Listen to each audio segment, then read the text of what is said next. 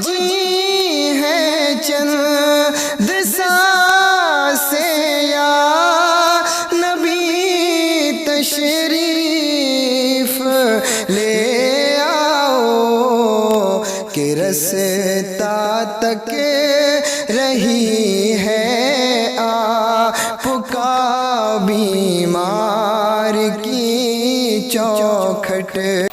Yemen में एक बादशाह हुआ, जब उसका इंतकाल होने लगा उसकी कुर्सी पे उसका बेटा बैठा। बेटे का नाम था तैयब। क्या नाम था? नाम याद कर लो बेटे, और मेरे बच्चों याद करो, अल्लाह तुम्हारे माँ बाप को सलामत रखे। और यार इस उम्र में बिस्तर में लेटा होना चाहिए था बच्चों को। और यार किसी का तो प्यार है जो उठने नहीं दे रहा, सुभान अल्लाह। किसी की तो चाहत है जो जगह छोड़ने नहीं दे रही, और कोई तो है जो अपनी महफिल में पकड़ के बैठा है। अगर मैं कहूँ कौन है तो आवाज आएगी, महबूब की महफिल को महबूब सजाते हैं, आते हैं वही जिनको सरकार बुलाते हैं। क्या बात है भाई, और यार कोई तो रिश्ता है जो हिलने नहीं बहुत देता। अच्छा, बहुत अच्छा, बहुत कोई तो है जो घर जाने नहीं देता। हर किसी को बाप प्यारा है, हर बच्चे को माँ प्यारी है। पूछ इस समाज से, अगर बच्चा रात को 1 घंटे के लिए गायब हो जाए माँ बेकरार हो जाती है। दुनिया सो गई, मेरा बेटा नहीं आया, लेकिन पूछो इन बच्चों से अभी तक माँ ने कोई पैगाम नहीं भेजा है, और न इन बच्चों को माँ की याद आई है। पता चला कोई तो रिश्ता है जो माँ से भी ज्यादा प्यारा है, बाप से भी ज्यादा। सुभान अल्लाह। कोई तो चाहत है जो हर चाहत से ज्यादा गहरी है। और ख्याल करो भाई, अल्लाह नस्लें आबाद करे तुम्हारी, उनसे प्यार करना और उनके नाम पे अपनी जानें भी अगर कुर्बान कर दें तो गुलामी का हक अदा नहीं कर सकते, नहीं कर सकते गुलामी का हक। तैयब बैठा ना, जरा तवज्जो करें, उसने बैठते ही सबसे पहले हुक्म दिया पुरानी फौज खत्म की जाए। आजकल अक्सर जवानों की कमेटी बनाई जाती है, क्यों कि जवानों के हौसले बुलंद होते हैं, खून में गर्मी होती है, जज्बे होते हैं। बुरा मत मानना सफेद बालों वालों, अल्लाह तुम्हें सलामत रखे। तुम्हारा साया हमारे सर पे बड़ी बात है, बड़ी बात है सफेद बालों वालों का साया हमारे सर पे। मेरे हुजूर का फरमान है, जिसने मेरी उम्मत के सफेद बालों वाले शख्स की इज्जत की, गोया उसने मदीने वाले मुस्तफ़ा की इज्जत की है। यह एहतराम है तुम्हारा हमारे दीन में, बुरा मत मानना। लेकिन कभी कभी बड़े बूढ़े कहते हैं क्या जरूरत है इतनी लंबी महफिल की, देख बनवा के बांट लो। कुछ लोग कहते हैं क्या फायदा, जल से बराबर हो रहे हैं, कोई सुधर रहा है, और तुझे ये मदरसा दिखाई दे रहा है। हुजूर की गुठलियां खा के गुजारे कर रहे हो और हमारे मुकाबले में आए हो। हमारे पास देखो ऊंट ज़िबा हो रहे हैं, शोरबे के प्यालों पे प्याले पिए जा रहे हैं, हम पाए खा रहे हैं और हम नल्ली खा रहे हैं, हड्डियां तोड़ रहे हैं। तुम्हारे पास क्या है? तुम्हारी औकात तो ये है कि तुम्हारे बदन के कपड़े भी फटे हैं, खाने के लिए तुम्हारे पास गुठलियों के सिवा कुछ नहीं है। तुम हमारा मुकाबला कैसे करोगे? क्या बराबरी है हमारी तुम्हारी? हम तुमसे अफजल हैं, दौलत में तुमसे ज्यादा हैं, ताकत में तुमसे ज्यादा हैं, खाने में तुमसे अच्छे हैं, पीने में तुमसे अच्छे हैं, और तुम्हारे बदन के कपड़े देखो फटे फटे हैं। खाने की बारी आए तो एक गुठली को चूस के गुजारा कर रहे हो। जब इतनी बात दुश्मनों ने कही थी, मेरे नबी ने हस्सान बिन साबित का चेहरा देखा और देख के कहा था उठ मेरे शेर, जा खड़ा हो और दावा कर दे, ऐलान कर दे, बता दे हस्सान बिन साबित आए हैं। और खड़े होकर कहा था माना कि तुम्हारे पास दौलत की कसरत है, माना कि तुम्हारे पास हथियार ज्यादा है, तुम्हारे पास सवारियां भी ज्यादा है, कपड़े भी बेहतर है, लेकिन हस्सान बिन साबित ने कहा था सारी दुनिया के अंदर जितनी चीजें मौजूद हैं सबसे अफजल होने के लिए हमारे लिए इतना काफी है कि हमारे दिल सीने में मदीने वाले मुस्तफा का इश्क जलवा। वाह वाह वाह, अरे क्या बात है, बहुत अच्छा मुफ्ती साहब भाई, जिंदाबाद जिंदाबाद, हाय हाय हाय जिंदाबाद है, क्या बात है। हस्सान बिन साबित ने कहा था सारे जमाने पे अफजलियत के लिए हमारे लिए इतना काफी है कि हमारे सीने में मदीने वाले का इश्क मौजूद है।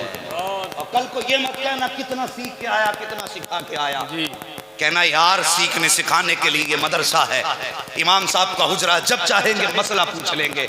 लेकिन रात एक दीवाना आया था, हुसैन के दर का फकीर आया था, उसने बताया था कि अगर तेरे बेटे की बातें हों तो तेरा कलेजा चौड़ा होता है, हम हुसैन की बातें करेंगे नजफ अशरफ वाले आका का सीना चौड़ा हो जाए। वाह वाह। तवज्जो है? थके तो नहीं है अभी? नहीं। जरा प्यार से सारे कह दें या हुसैन। या हुसैन। अल्लाह सलामत रख के बस तवज्जो करें। तैयब बैठा और बैठने के बाद उसने कहा जितने भी पुराने फौजी हैं सब खत्म किए जाएं। कहा क्यों? कहा मुझे जवान फौज चाहिए। गौर करना मेरी बात पे, जवान फौज चाहिए। उसके कहने पे चूंकि बादशाह था, कहने पे बूढ़े बूढ़े निकाले गए, जवान लोगों की भर्ती की गई। जवान लोगों की भर्ती हुई, पूरी फौज तैयार कर दी गई। जब फौज तैयार हो गई ना, फौजियों के हाथ में तलवारें थी, घोड़ों पे सवार थे। किसी ने कहा तैयब का जी का फौज देख ले। बादशाह आया ना फौज देखने के लिए, निगाह डाली ना फौज पे, यूं देखा, देखने के बाद आंख में आंसू आ गए, रोया, बैठा जमीन पे बेहोश हो गया। थोड़ी देर के बाद होश आया, उठा के उसके महल में लेके गए। किसी ने कहा बादशाह अगर जान की माफी हो सवाल पूछे? कहा पूछो। कहा बताइए फौज आपकी थी, सिपाही आपके थे, अपनी फौज को देख के बेहोश क्यों हो गए जी। और रोए क्यों? इतना सुनाना तैयब कहने लगा कि मैंने जब इस फौज को देखा ना, मुझे करबला वाले हुसैन की याद आ गई।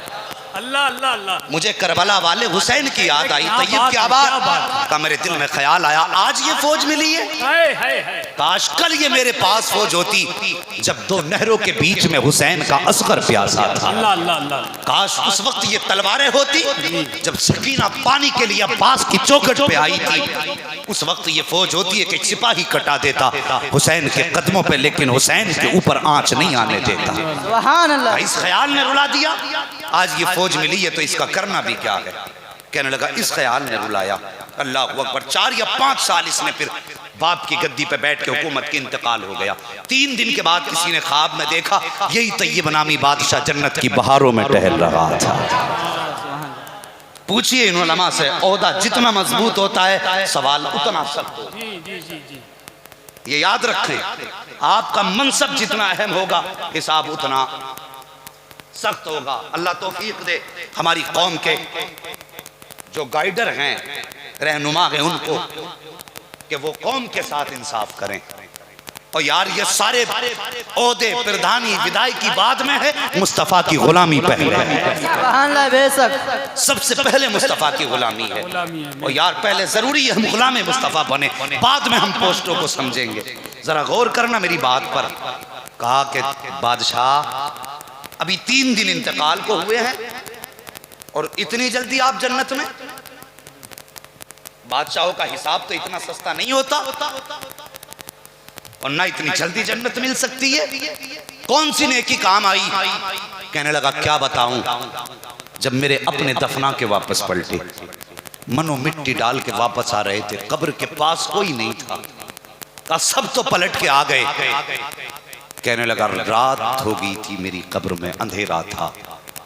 2 फरिश्ते आए, उन्होंने आके उठाया।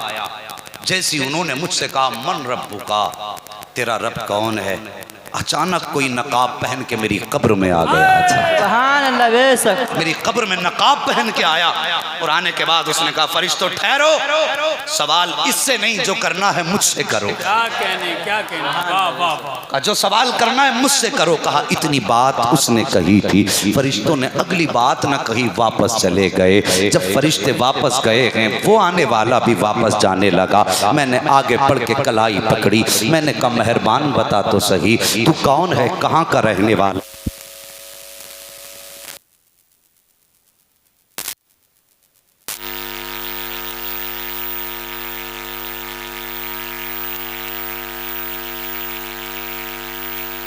था तो उसने कहा था तुम्हें क्या बताऊं, जब मैंने इतनी बात कही थी, आने वाले ने चेहरे से नकाब पलटा और मेरी तरफ रुख करके कहा था, और आने वाले कब्र में तैयब मुझे पहचानता नहीं है, मैं कोई और नहीं हूं बल्कि करबला वाला हुसैन आ गया हो, करबला वाला हुसैन। मैंने कहा हुजूर किस लिए आए हो, ये मेहरबानी किस लिए? का याद कर, एक दिन तूने अपनी फौज को देखकर मेरे असगर की याद में आंसू बहाए थे, मेरे अकबर को याद करके रोया था। का तूने मेरे ऊपर इतना एहसान किया था कि मेरे बेटों की याद में रोया। कहा हम मुस्तफा के नवासे हैं, अपने ऊपर किसी का एहसान ज्यादा देर नहीं रखते हैं। जब कब्र में मुसीबत में आया है तो बचाने आ गए हैं, कयामत आ लेने दे, हाथ पकड़ के जन्नत में दाखिल न करते तो फिर मुस्तफा का नवासा।